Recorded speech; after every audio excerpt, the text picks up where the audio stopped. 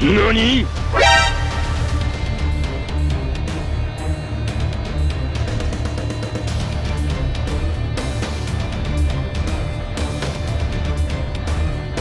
お前はもう死んでいる。 Hey, what is up guys? Guitar here, welcome back to another Brown Dust video. Alright, so welcome to my analysis of the newly released Edin Veronia and of course Jayden. So right now, this is really interesting and obviously it's gonna switch up the meta slightly. But first, alright, my predictions before this was they were gonna give Adin some sort of increased damage, alright, and maybe close to 100% defense. So that probably makes sense to make Adin slightly a slight different form so that his presence will not affect Angelica and Alec. And oh boy, I can tell you guys, I'm so happy with the development team for making that true. Like, it's actually like freaking awesome to see them place Adin right in the middle, right in between an Angelica and an Alec. If Alec and Angelica have a child, that would be Adin right now. Alright, so plus 15, pretty awesome. Veronia though, oh my god. Alright, so pretty crazy and insane skills. And yeah, we're gonna dive into it. Alright, keep in mind that I'm using the book.browndust.app for the Korean version. So all of these are like Google translated, so some of the wordings might not be that accurate. So keep that in mind. So if you guys want to check it out, I'll have the links in the description as well. So make sure if you want to check it out for yourself, go ahead. You have to switch the flag though. Make sure you are switching it to Korean version because I think it has 4 different servers, Korean, global, and I think Japanese as well. And there's like a few more. Okay, so let's first have a look at Adin. So warrior, definitely pretty freaking OP. Pretty freaking OP, I would say. Oh my god, the image is so huge. Illustration. Alright, so let's have a look at the max. The max of the max. Is there any difference here? Pretty high offensive power. HP is pretty high. The thing that you need to pay attention to is defense. 10% base defense stats. Alright, we're gonna come back to that. Okay, so range is still similar. It says mine up right there, but it's actually front. He still hits the most front. 2 tiles. So kind of similar with a plus 12, plus 11 and below Alec in that range sense. So we're gonna straight away jump all the way to plus 10 because that's where I don't think there's much modification to his skills based on what I've noticed. So he'd still have this curse shield skill. Alright, so damage received reduced by 70%. Opponent is cursed. Of course, current health times 35% consumption. Alright, and of course, curse shield. Alright, sort of curse the enemy if they are not states weakening immune. So keep that in mind. So what does he actually get as plus 10 is the range. 2 tiles. Alright, so plus 11. This is where it gets interesting. So look at this skill. This is his main skill. This is what makes Adin very unique from all the other skills. Just think of his main damage skill as like a glorified or an overbuff ultimate strike. Alright, it's slightly better if he has more HP loss. So ideally Michaela is gonna be a pretty good combo, but I wouldn't recommend going for Michaela with Adin right now. Alright, so we're gonna have a chat with that for a bit later on, but let's have a look first. 350%. So this is at plus 10. Moving on to plus 11, we're gonna get that increase to 400%. So that is quite a significant huge increase, 50% more. At plus 12, Adin will get, this is where it gets interesting. Alright, current HP times 35% consumption, increased defense by 20%. Wow, 20% increase. Alright, so Adin does have the ability to increase defense now. So you just need to skill him up to plus 12. This is permanent. I don't think he can, he's not immune to stats weakening because of his awakening skill. So that's gonna be cool. If you can get him up to plus 12, that's gonna be it's not going to help much. I don't think it's achievable for you to get him up to 100% defense yet at plus 12. So at plus 13, you can clearly see the upgrade leans towards the shield as well. Oh yes, besides the 20% defense, you also get this particular skill right now. So this is, based on what I understand, it removes the stat boost to the enemy. So if an enemy is buff, basically it sort of nullifies them, but it's not a it's not a proper nullifier. I believe it only removes stat enhancement type. Not sure if it makes a lot of sense on him because ideally he's there to one-shot, not to remove buffs from the enemy units. But okay, that's I guess a bonus, especially for 100% defense unit. It could be cool to remove some of those, but we do have irremovable buffs everywhere right now, so not sure how consistent will this skill be. Alright, so that's at plus 12 onwards, plus 13. Obviously, look at this. 40% current HP consumption, increased by 20%. Everything is still the same. Alright, so at plus 13, this will increase to 425% additional damage. I wonder why they don't just make it all the way to 450%. Of course, plus 14, this is where you get the current HP times 50% consumption. Defense is still the same, 20%. Alright, so going on right here, and then you have a look.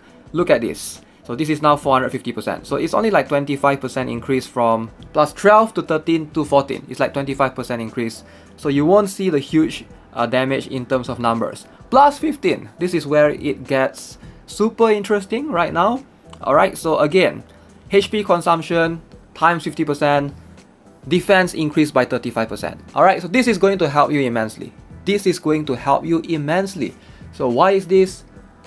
With Angelica being around right now, I feel like Adin has to be a different variation of an Angelica. Like before these skills were released, I was worried that if Adin has 100% defense, he's gonna make Angelica obsolete, and I'm glad that did not happen. It's pretty balanced, I think. 35% increase in defense. Do keep in mind, Adin does have the base stats of 10%, so that will give us a 45% increase of defense. So in total, Adin will need 55% shield runes to get him up to 100% defense.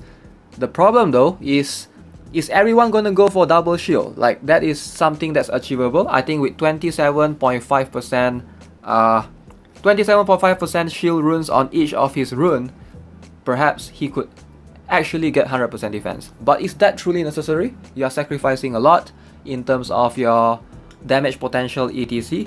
I'm not sure if majority of the players are going to go and do that to get him up to 100% defense, but it's an option for sure. It's an option. 100% defense is just so freaking cool. We already have Dalvi, Angelica, and now Adin. Obviously, this is going to help immensely.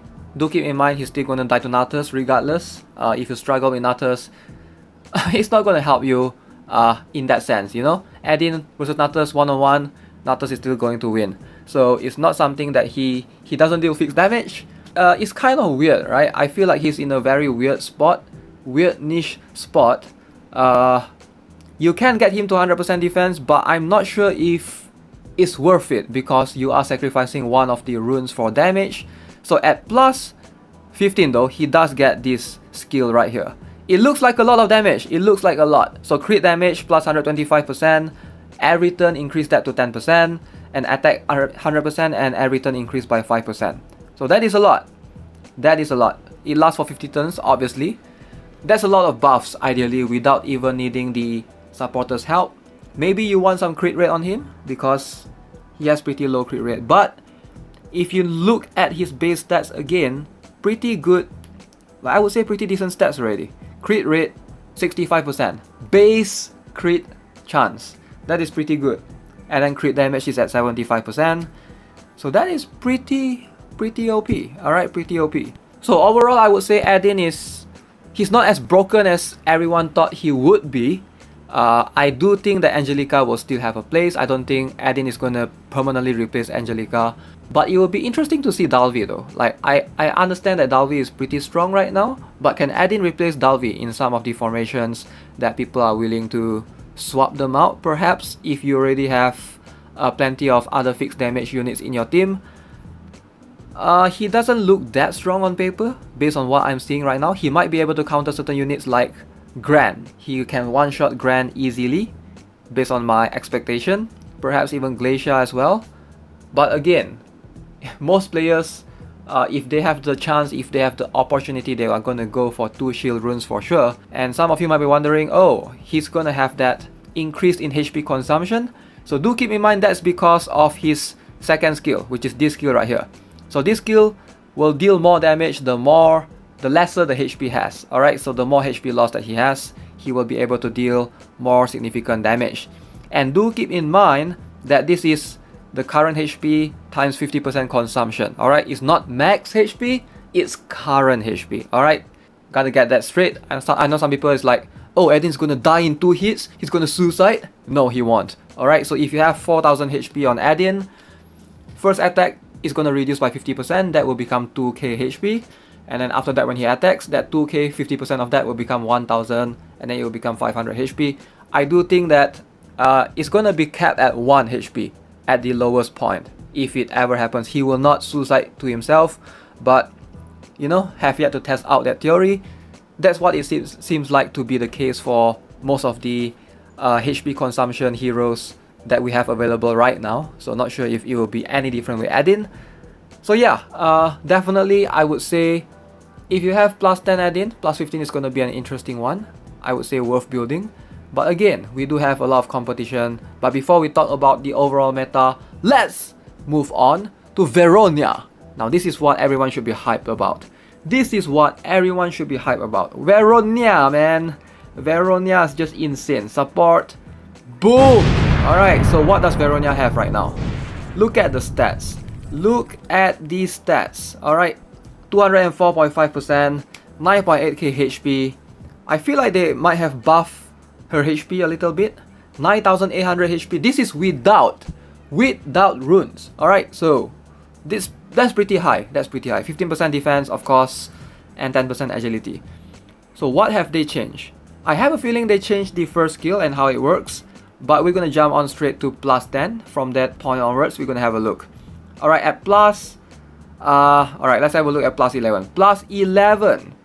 So this is what we have right here. 16 turns buff, 50% increase in attack, 35% increase in crit rate, 70% increase in crit damage. Look at this exception.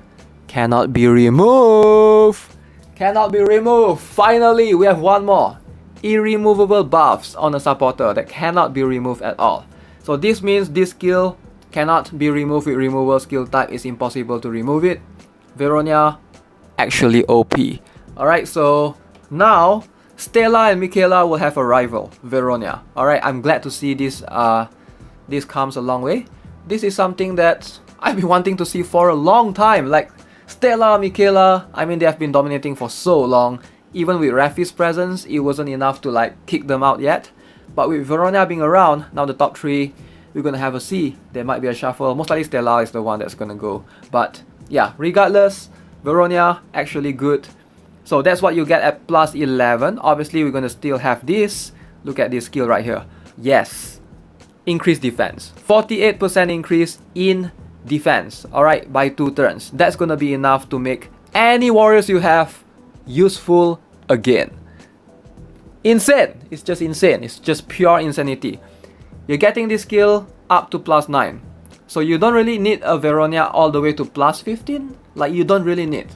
In fact, if you want to use her as a decent supporter to give your warriors 100% defense, you can easily achieve this. Alright, do keep in mind, this is not just 48% increase in defense. Alright, it's her support power times the percent of 48%. So she does have about 204%. 204%, where's this? 204.5% support percentage. So with that multiplier times the 48% increase right here, we're gonna have about 98 to 99%. That's pretty high. That's pretty high.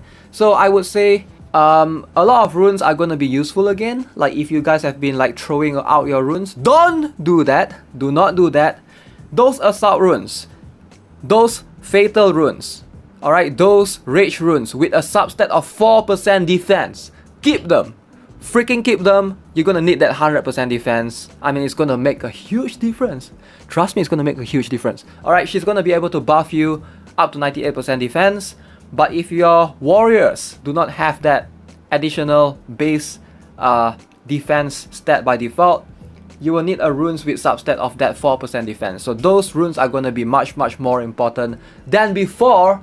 Right now, with the presence of Veronia, this is insane. Alright, so we're gonna see Veronia be the true meta supporter right now. Alright, of course, we're gonna have this skill right here. So this will grant your Sith warriors that are buffed a debuff immunity. Alright, so that's gonna be insane. Of course, reduction 35%, 16 turns. Pretty sure that's a big, huge jump as well compared to what we currently have. Plus 12, she will get this 35% damage reduction, and look at that. Max HP 24% every freaking turn. Holy! That is insane. Do you guys know how insane is that? I know no one talk about this as much. People just talk about how strong her buffs that she's giving. Imagine this. Every single turn, we're not talking about every single round, every single turn, she's gonna have a quarter of her HP healed. Like, that's granted that she doesn't crit heal at all. Like, if she's within Rafi's basically buff range, she might even be able to crit heal. So if you don't one-shot her, you're basically just like, oh, bye-bye. If you use a lot of mages in your team, you charge up, she's gonna be back full HP. What you gonna do now? This is insane, man. 24, we can basically just round this up to 25%. Like, come on. 1/4 of her HP heal every single turn. Every single turn. We're not talking about every single round. Every single turn. That is insane. That is insane. Granted, it only lasts for 35 turns, alright? Not that OP yet. Not yet, right? Look at this. Plus 13, we're gonna have this, alright? More increase in, of course, a lot of the buffs that she gives. Keep in mind, she only buffs a single target, but that single target is gonna be able to one-shot anyone in the process, so it doesn't really matter. 80% attack, 100% crit damage, 35% crit rate. That is gonna be insane. Alright, so moving on to plus 15. This is where her true tankiness comes in. Boom! 65 turns shield. That shield is gonna last you for 65 turns. Good luck taking her down. Alright, she might actually be able to just tank all the hits, depending on what runes you go for her. Shield runes, vital runes. Probably, I don't think it's that hard to kill her, but if you are in a stall versus an enemy defender, alright, I'm gonna let you know first. There's a lot of matches where it's just a dogfight between defenders versus defenders, like Lucius versus Lucius. You know, probably you have been in that stance before, Cowley versus Cowley, or Grand versus Grand. If you have been in that stance of battles before, you know Veronia. Put in Veronia in there. Veronia and Cowley versus Veronia and Cowley. Alright, good luck. You're gonna see that battle last even longer. If Veronia's the one taking hits, you're not taking her down, man, with a Cowley or basically a defender. Yeah, I'm glad I'm gonna go for Banshina right here, because this amount of recovery is just insane. Like 24% max health, recover every single turn, 65% damage reduction, 65%. Like, if you don't have something that pierces through damage reduction, like right now the only meta unit that has that is perhaps an offensive Marmonair, and a highly skilled Vals. If you don't use either of those units, oof, your damage is gonna get reduced. You're only dealing like 35% of your max damage. That is insane. Her tanking capabilities is pretty high at plus 15. So she's gonna be able to, like, boom, pack a punch. For sure, it's just pretty insane. Alright, so she gives almost 100% defense. She gives insane, irremovable buffs. She has insane tanking capabilities. What else not to like in a supporter? What else not to like? Like, what else are you expect? How do you make a supporter even more broken than she is? Alright, granted that she only buff a single target. That's the only like downside that you have in using her over Michaela, but still, she's gonna be insane. Alright, this brings up a question. Do you even build Adin now? Like, what's the point of building Adin when you have such an OP supporter, Veronia, just buffing away? Alright, so a lot of people have been speculating this. Alec! Perhaps he will make a comeback. If you are an Alec user, this is your chance. Recruit Veronia. Alright, so it's gonna be insane. Wilhelmina, perhaps? Alright, so and then we have something that's like Anastasia, maybe? Maybe Anastasia might not shine as much because of all the 100% defense, warriors we have right now. Angelica, Dalvi, Adin. Holy, this is just insane with all the 100% defense. Maybe Wilhelmina might see a comeback because she can definitely pierce through that armor. Alright, so with that being said, it's going to be a huge deal with Veronia coming into the play. And yeah, that begs the question. Do people even build Adin from this point onwards? I do think that if the veteran players, most veteran players who already have Adin at plus 10, yes, they're going to build Adin plus 15. But if you do not have Adin, like, do you even mileage for Adin? With Veronia's presence being there, literally, right? Adin hits front 2 tiles. You can just find someone that hits front 2 tiles, give Veronia's buff, and yes, that person is going to deal an insane amount of damage. So I feel like, you know, with Veronia's presence, Adin might not seem that necessary. So that's just my thought on this. Let me know if you guys are going to choose Adin over building a Veronia. Like, it doesn't really make sense. I get it, maybe Adin can work on his own without buffs. You can place him out of a supporter's buff range and he will still deal insane amount of damage based on what I'm seeing. But again, irremovable buffs on Veronia, 100% defense of her buffing the units, insane tanking capabilities. Is there even a counter? There might be a counter though, if we look at here carefully. Alright, I'm not sure if this is a translation error of some sort, but if you look at her awakening skill, scroll down, you will see ability is immune to the weakening skill type. So I'm not sure if this means that she has debuff immunity, or does this means she has stats weakening immunity. If she has stats weakening immunity, she can still be silenced. Do keep that in mind, that when supporters are silenced, they cannot buff the said warriors or defenders or mages. So, you know, silence is a thing that we are looking for. We already have that with Serendia right now. So perhaps she might come back to meta, I'm not sure. But again, 100% defense, that's gonna be sick. Expect Beliaf to be actually a thing right now. Like, you really need Beliaf in most counter formations to basically try to succeed in tackling all of these 100% defense units. And for all of those of you who still have not owned at least one fixed damage warrior or mage or something that can pierce through 100% defense, you really need to recruit them right now. You need at least one in your formation, alright? Or else you're going to struggle in the current meta if you don't have any units that can deal fixed damage or pierce through 100% defense. That's going to be the real struggle. Alright, so let me know of your thoughts, whether you guys are going to build Adin or you guys are skipping Adin altogether for Veronia and bringing back some of the interesting combos. And what do you guys think? What would be the best combo?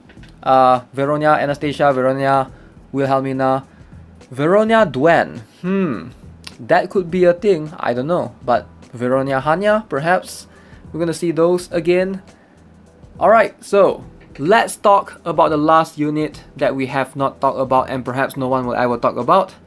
And that is none other than our beloved character, Jayden. Alright, how can we not talk about Jayden? Come on, Jayden is just insane. Alright, so granted that Jayden's you know, presence is outclassed by Veronia and Adin, but still, let's have a look. What does he have right now? What does he have? So plus 11, she's gonna have the awakening skill. Alright, so 15 turns, 5% recover max HP. So now increased to 8%. That is pretty good. In Novice Arena, Jayden is quite hard to kill. Even Cry struggles to one-shot Jayden without at least 2 buffs sometimes. So, this is gonna be a thing moving forward. Plus 12. Whoa! Crit rate increased even more. So the base is now we are gonna start at a base number of 9% and 4% every single turn. Alright, do keep in mind this is a very good skill on him because he will get this Giant Strike, which will deal max damage times 40% additional damage. This skill can actually crit as well. Alright, so alongside with 11%, wow, 11%. Alright, going up to plus 14, we have 14%. That is quite high. Alright, going up all the way to plus 15. Alright, so 14% crit rate. Obviously not as broken as the other two, for obvious reasons. He's just a 3-star. But still, in Novice Arena, he might be one of the better 3 stars. Right, I was expecting to see some sort of range increase for him at plus 15, but I guess this is the only thing that he's getting. Pretty cool, I guess. Not to say I'm expecting much from a Jayden, but again, he's already in a pretty good spot right now. Compared to all the other 3 stars, I don't think he's in a bad spot at any point in time at all. So plus 15, that's gonna mean that expect to see him in a lot of formations in Novice for sure. With that being said, alright guys, that's gonna be it for this video. Hope you enjoyed it, and if you do, subscribe to the channel, give this video a like, and I'll have more contents coming up soon. Have a nice day. Goodbye.